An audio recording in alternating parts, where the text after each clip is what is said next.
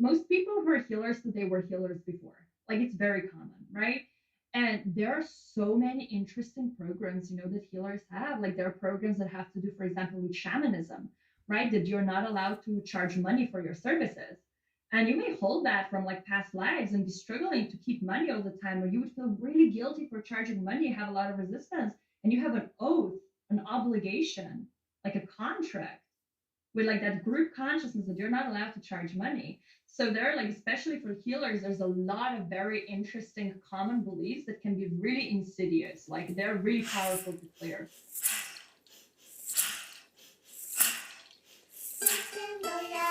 Thank you for coming. Thank you for staying.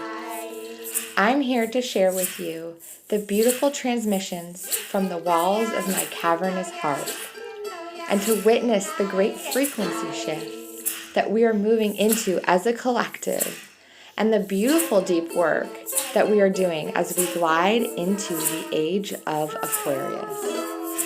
This is the Liminal Frequencies podcast. Let's go. Hello, beautiful creatures out there. Thank you for taking time out of your day to join me. On this program today, I'm excited to jump in with Alja. She is a neuroscientist and a subconscious reprogramming expert, certified in Theta healing. She helps conscious and spiritual entrepreneurs skyrocket their business success by removing subconscious belief systems, keeping them stuck.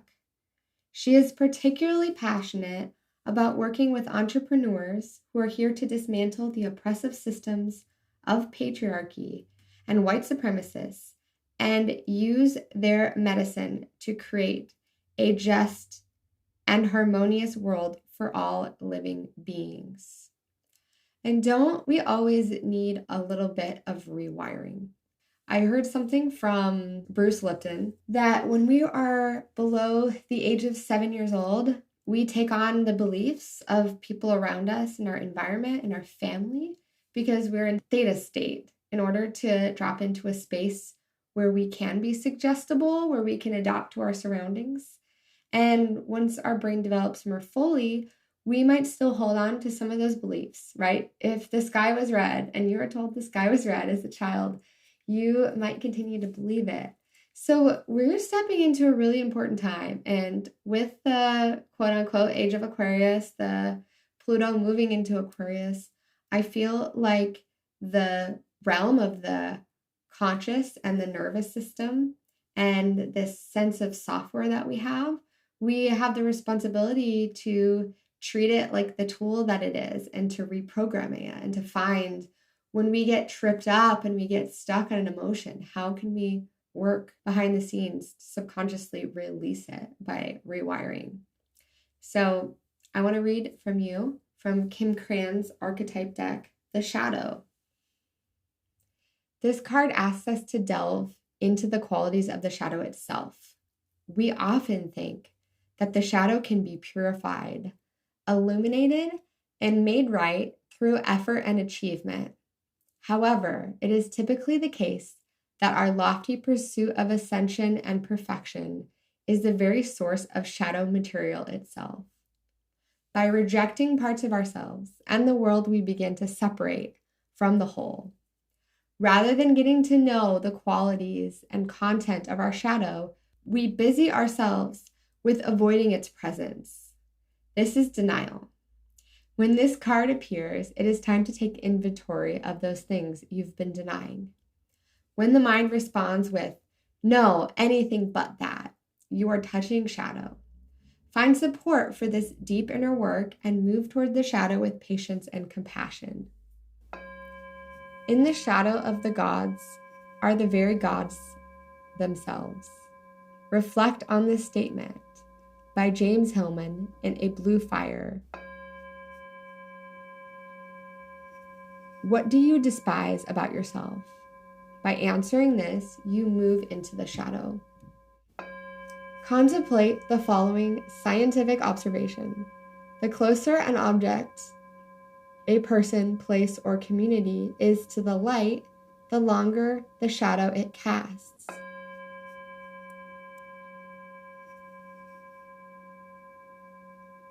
And isn't it great how when studying the shadow itself, we start to transmute that shadow and transform it into light? By just feeling the thing that you are avoiding, you start to shift your conscious state, move into coherence, and start to feel more in balance. So strap on your seatbelt, pull out your shadow work punch card, and let's dive in. Today we have a special guest, Alja. Thank you for joining us. Thank you for having me. Yes, I'm so excited to talk with you as I'm also an entrepreneur, and I've definitely gone through my process of rewiring the beliefs, and it is a really constant thing with being an entrepreneur. It's like a spiritual experience. Yeah, 100%. I mean, I like to say that if you want to speed up your personal growth, you should start a business because it's going to bring everything up. Like everything, especially if it's a personal brand. You'll have to face visibility, you'll have to face showing up and speaking your truth, like all of these things that tend to be very difficult for a lot of people, actually. And entrepreneurship makes you face all of it. Yes, and I feel like the universe just brings up what you need. It just gives you exactly what you need to experience. If you're not ready for it, it can be hard. For me, for my business, when I've had moments where I'm kind of down about something and I'm processing something, it is a lot harder to move forward with something. Yes, for sure. And I mean, there are just these experiences we have, right, where we have to. Sometimes I feel like we need to understand what we're learning from a certain experience before we can move through it to the other side, and it can sometimes take time. Like entrepreneurship is a bit like a dance, I feel, and yeah, it brings up all sorts of different things. Incredible. So tell me about how you got on this journey of entrepreneurship and about working with the subconscious. It's actually a long story. I'll shorten it to the best of my ability. Yeah, we'll So share whatever you want to share today. Yeah, be sounds as good. vulnerable as you feel comfortable with. Oh yeah. It's just like not to take up like a huge chunk of time. So I'm an academically trained scientist. So I'm originally from Slovenia.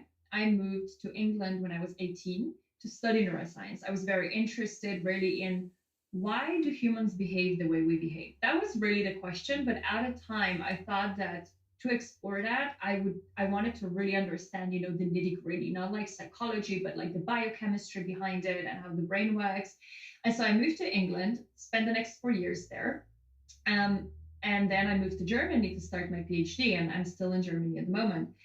And when I was 18, so that was 22. In 2018, I was 22. I had my first spiritual awakening, like deep one. That was at the end of my master, and I went to like an ayahuasca retreat. And it was, one of those things where just the universe like calls you and is like, this is happening, like this is for you. And I was very interested before in like psychedelics and these things. As someone who studied a lot of neuroscience, a lot of pharmacology, like I understand the interaction of how the brain and the different substances work quite well. And that for me was really, it opened me up to a very different perspective. And I understood very clearly in that moment. I was like, oh, the way we think about, the body and like things in Western science, it's so like, it's such a small part of the whole picture. And it was very interesting because just like 2 months after that awakening, I moved to Germany to start my PhD.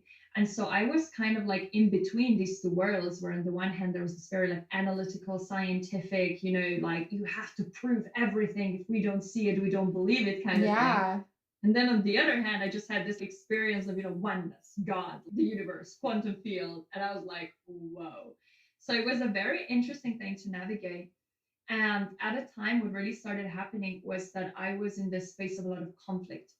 It was like a deep internal conflict. I just had this massive experience, and then I was moving to a new country, leaving everything behind. And then I was working, in a laboratory under fluorescent light. I worked with animals, which means you kill animals. And that was like its own thing for me that, that's something else to process, right? And there was a lot of conflict in my personal life, and that pushed me. So I had a lot of health issues my entire life from like birth onwards, immune problems, like then it manifested into different things. And it pushed my body into this complete just burnout. So I went through this really like deep, what I would call, looking back, like dark night of the soul, where I was really kind of faced with a choice, like, are you going to choose a different way of being? Because what you've been doing so far doesn't work. And I chose to heal, even though those were all those things, I was told the entire life by Western doctors, you won't be able to do anything about it. This is just something you'll have to learn to live with. And I was like, no, I don't buy that. But at a time, also I understood, because I studied Western science for so long, I was like, okay, I know how they think, I know how it works, and I know they cannot help me. And so it was at that time that it pushed me into natural healing. And I started studying Ayurveda. I studied all these different systems on the side of doing my PhD. And I started having really amazing results. So it took a while, but slowly, step after step, I started feeling really progress. I started seeing my health improving, my energy improving. Then my skin started improving, because I had really bad like eczema, skin rash my entire life. My allergies started improving. I was like, okay, this works. And so in 2021, I started my own business, where I was at the time teaching Ayurvedic habits. And I went through a coaching program, like a 2-year thing that taught you how to coach, that taught you how to do these things, how to set up your business. And then the real journey of entrepreneurship started. And as I started that journey, that was all while still doing my PhD. It was one of those things where I feel there are a lot of parallels between a healing journey and entrepreneurship, because when I went into healing journey, I was like, it's all habits, it's changing your diet, it's changing these things. And I went into entrepreneurship and I was like, it's strategy. If you have the right strategy, everything works. And then what came to the surface was beliefs, imposter syndrome, like fears, all of those things. And I was completely overtaken, and which was very interesting, because at the beginning, before those things really started coming up, I successfully filled my whole roster for my first ever round of a group program, right? Within like 6 months of starting my business, I made money. I was like, this is going fantastically. And then everything came to the surface.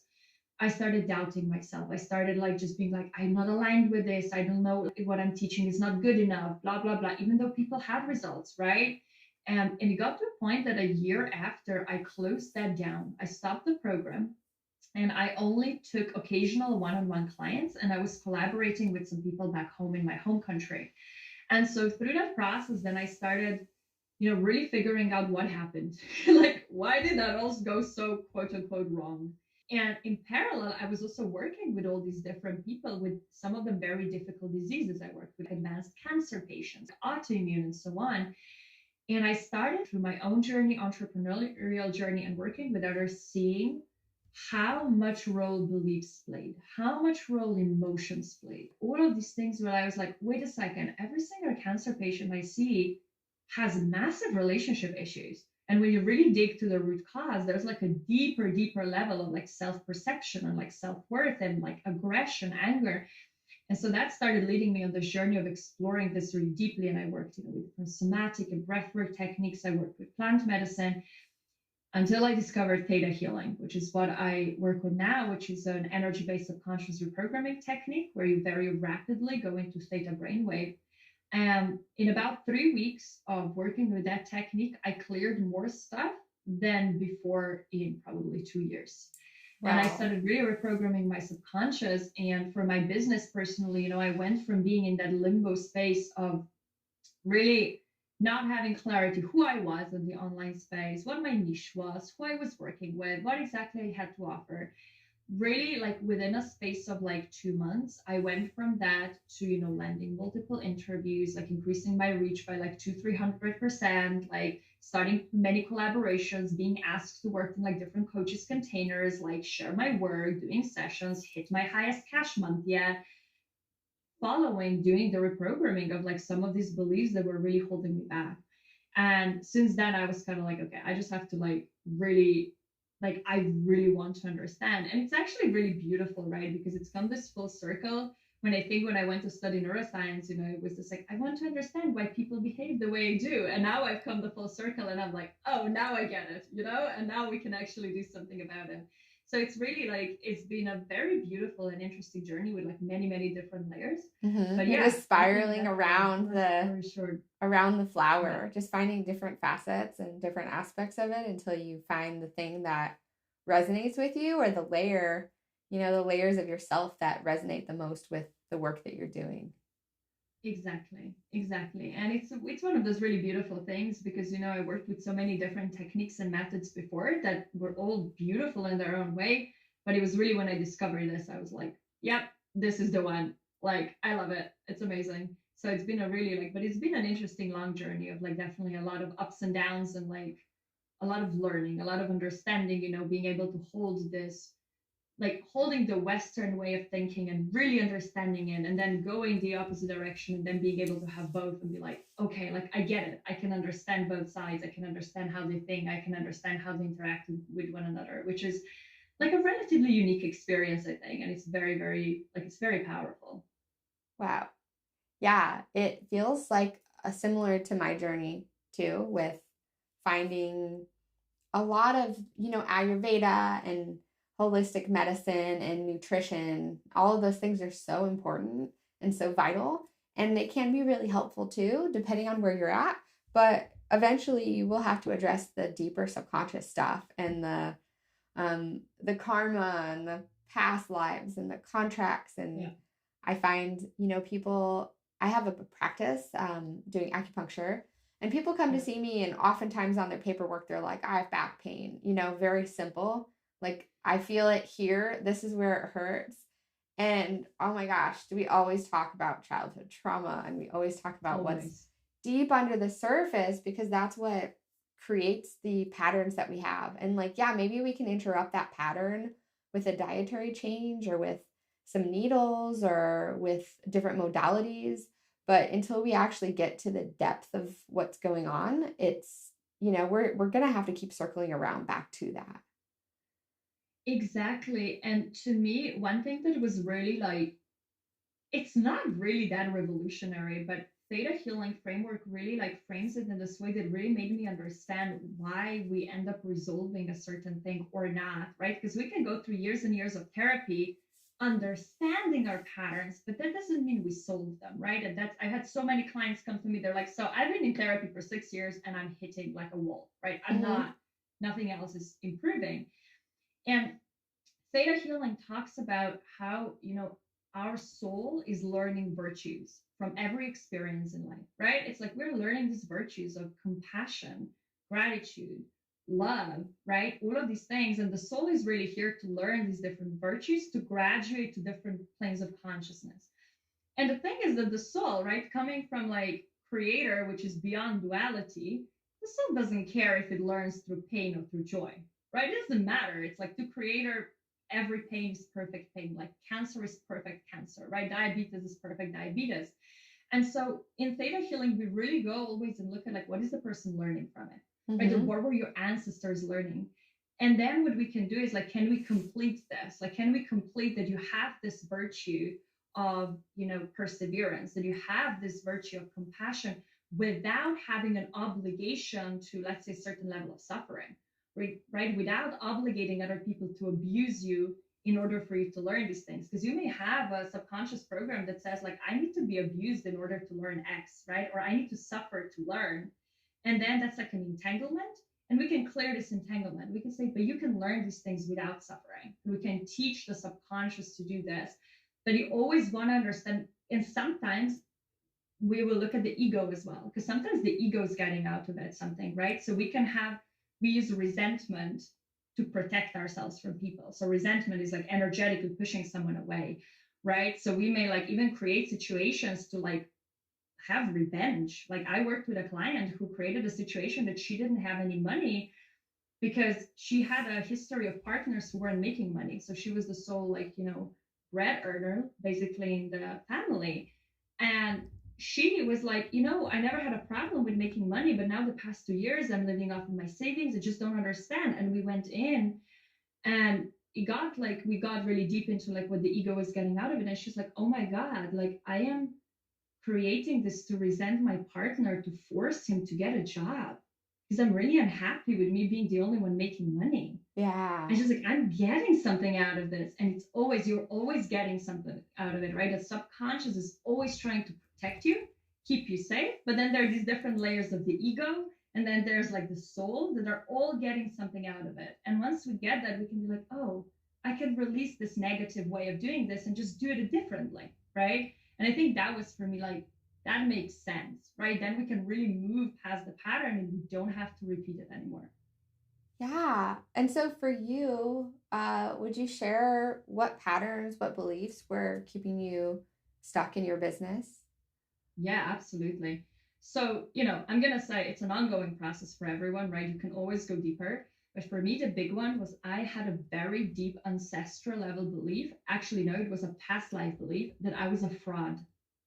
So I had, and for me, it manifested, I always like to, because there's a little bit like you have some people who are saying, if you're in alignment, like everything will be easy, which is not true, right? When you're in alignment, you're still stepping out of your comfort zone and there can be a little bit of this edgy energy.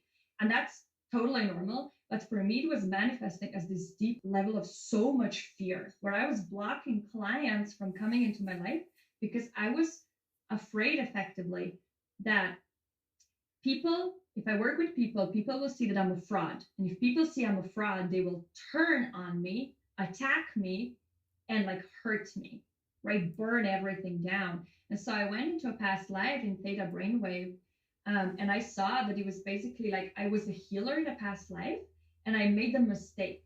And because I made a mistake somewhere, which was a genuine mistake, the mob turned on me and they took away my children. They took away like my livelihood, right? They punished me for it. And so I had this deep, deep level past life belief that if I show up and serve people, something of that kind of frequency is going to happen. Yeah, like you won't be safe. Yes. And this is, and again, it's always protection, right? It's always protection. And it happens a lot with women too, with the whole witch thing. Yeah. Right? You're like, exactly. if I'm exposing myself in my light and the gifts that I'm sharing, it's going to be seen as this occult witchcraft thing. Yes. Yes. And healers, it's really, I work with, of course, because I'm in like spiritual spheres as well, right? Like you work with a lot of healers. Most people who are healers today were healers before. Like it's very common, right? And there are so many interesting programs, that healers have. Like there are programs that have to do, for example, with shamanism, right? That you're not allowed to charge money for your services. And you may hold that from like past lives and be struggling to keep money all the time, or you would feel really guilty for charging money, have a lot of resistance, and you have an oath, an obligation, like a contract with like that group consciousness that you're not allowed to charge money. So there are like, especially for healers, there's a lot of very interesting common beliefs that can be really insidious. Like they're really powerful to clear. Yeah, it's really getting to the root of the unconscious, what we don't know right now, and what maybe it's not us. It's not within our lifetime that we have responsibility for these things, but then we can kind of take it on and take responsibility for what happened before us and allow that to not kind of, when something's in the shadow, it has so much power to drive what's happening. And it's even, you can even say like, I have this pattern or this pain or this tendency, and I want to see the driver. I know there's a driver for it, and I just want to acknowledge that there is something that is doing that. Yeah. And I think that's really powerful, right? Because this is something I say a lot, and there's always a cause, right? Like the law of cause and effect is one of the laws of the universe. So like if you're experiencing something, there's always like a root cause for that. And that's awesome because you can find it, right? And then you can uproot it and you can see real big change. It's not just like, oh, things are just happening. Like it doesn't really work that way. Yeah. Yeah, it's a good reminder. And there's always more to clean up in those patterns, those limiting beliefs. Have you heard of psych kinesiology? They use muscle testing or pendulum to find out if your limiting beliefs or your affirmations are something that you actually believe. So I went and worked with somebody, and we used these different patterns of crossing your arms this way, crossing your legs this way, crossing your hands this way. And it would allow you to rewire that system by identifying what it is and then finding out what your body wanted to do to release it. And it could be silly. There could be a silly thing that your body needs to do to release something. That's very fascinating. So actually in theta healing, we use muscle testing, but it's to test for beliefs. So we just test, is the belief present or not? And then we use the like theta like way of doing it to reprogram. But it's a similar thing and it's very powerful because I feel a lot of the time, I've done some of those mindset courses and it's very generic. It's like, oh, everybody does this one thing. But the truth is that the beliefs we hold are so deeply unique, right? And it's your childhood and your lineage and like your past lives, right? It's like no one's the same. And it's very cool when you can have something that the body shows you, is this here or is it not here? So that's really, really cool. And I mean, there are a lot of ways, right? Like the subconscious is represented by the body. So the nervous system is connected directly. So somatic techniques work, breath work works. Like there are many different ways to do this, which is really, really beautiful. Yeah, like different ways to rewire the brain, right? Yeah, totally. Amazing. It's always so interesting to me why these recordings come up at the time that they do.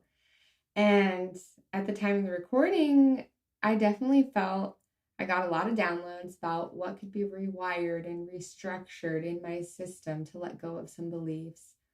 But now, what we've been moving through, and we've been shifting our roles and responsibilities in societies, we've been shifting our gender roles. I just recently did a retreat called Rewild to Rewire.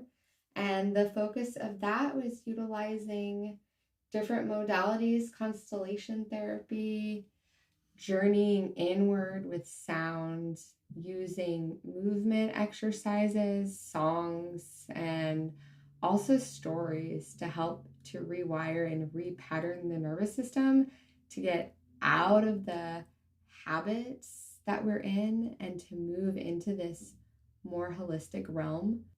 And what I'm seeing is that we are in a new paradigm now, but that the old paradigm has to be disassembled. Our nervous system has to be cleansed of it. This event came in around the time of the Libra eclipse, where we were rewiring our relationships with our masculine and feminine roles and trying to find ourselves in those. So,